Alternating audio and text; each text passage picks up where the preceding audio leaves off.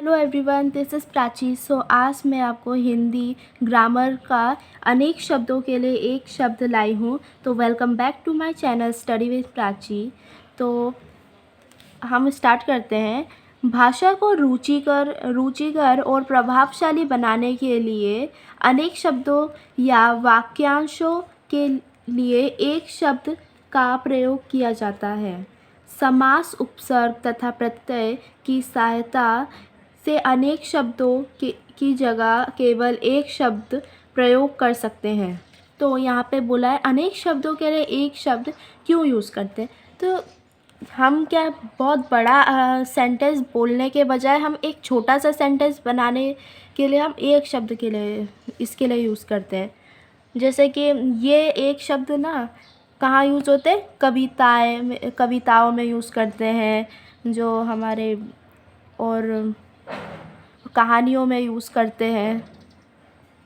हमारी हिंदी पाठ की बुक में देखिएगा बहुत सारे अनेक शब्दों के लिए एक शब्द यूज़ करेंगे। जैसे कि यहाँ पे एग्जाम्पल दिया है। तो यहाँ पे बोला है दयाशंकर कम खर्च करने वाला व्यक्ति है। तो दयाशंकर है ना, वो अपने पैसे को ज़्यादा खर्च नहीं करता है, तो उस इंसान को क्या बोलते हैं, दयाशंकर एक मितव्ययी है ना।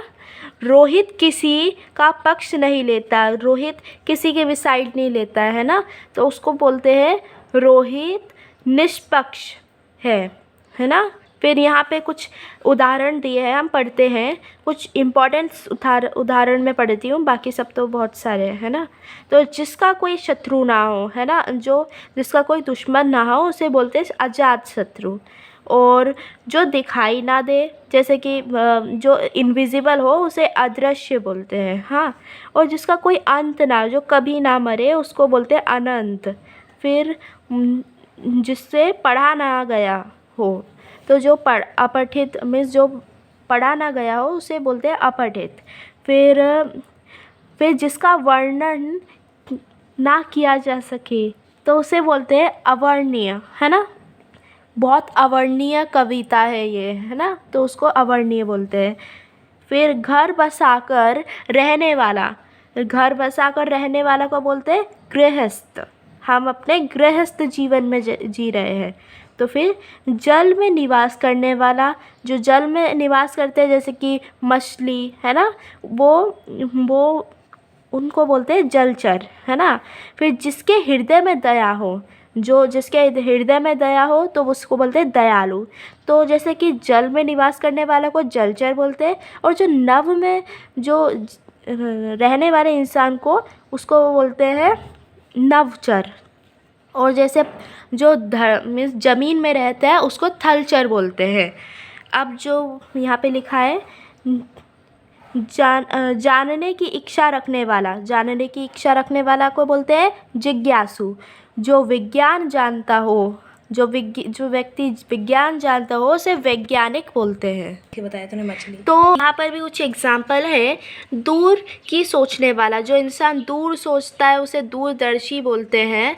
और समाचार देने वाला को बोलते हैं संवाददाता। और यहाँ पे है जो ईश्वर में विश्वास ना रखता हो, है ना। तो जो ईश्वर में ना विश्वास रखता है उसको नास्तिक बोलते हैं, और जो विश्वास रखता है उसको आस्तिक बोलते हैं। और फिर जो रास्ता दिखाने वाला होता है वो पथ प्रदर्शक होता है या तो मार्गदर्शक होता है ना। और जो पढ़ने वाला होता है पाठक, है ना। और यहाँ पे कठिनाई से प्राप्त होने वाला वो दुर्लभ बोलते हैं। तो एक डिफ़िकल्ट वर्ड है जो कि आपको जानना ज़रूरी है। किसी विशेष विषय को जानकारी रखने वाला, मीन्स जो व्यक्ति किसी